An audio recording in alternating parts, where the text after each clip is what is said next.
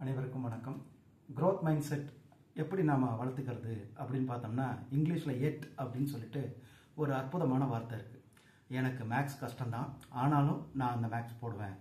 இந்த ஒர்க்கு முடிக்கிறதுக்கு டைம் ஆகும், ஆனாலும் அந்த ஒர்க்கை நான் முடிப்பேன் அப்படிங்கிற ஒரு எட் மைண்ட் செட்டுக்கு போனோம்னா இந்த நம்ம growth மைண்ட் செட்டுக்கு நோக்கி போகிறோம் அப்படின்னு சொல்லிட்டு ஒரு மொதல் விஷயமா சொல்லலாம். ரெண்டாவது விஷயம் என்ன அப்படின்னு பார்த்தோம்னா ரொம்ப சிம்பிள். என்ன அப்படின்னா நம்ம ரிசல்ட்லேருந்து ப்ராசஸ்க்கு நம்மளுடைய கவனத்தை ஷிஃப்ட் பண்ணோம். நம்ம முடிவுலேருந்து வழிமுறைக்கு நம்மளுடைய மனசை ஷிஃப்ட் பண்ணோம். இப்போ எக்ஸாம் எழுதுறது, அதில் பாஸ் ஆகிறது நம்ம முடிவுன்னா ப்ராக்டிஸ் பண்ணுறது, படிக்கிறது அப்படிங்கிற வழிமுறையில் நம்மளுடைய கவனத்தை செலுத்தணும். அது எல்லாத்த விட ரொம்ப முக்கியமான ஒரு மூணாவது விஷயம் என்னென்னா, நம்ம பிறக்கும் போதே growth மைண்ட் செட்டோடு தாங்க பிறந்திருப்போம்.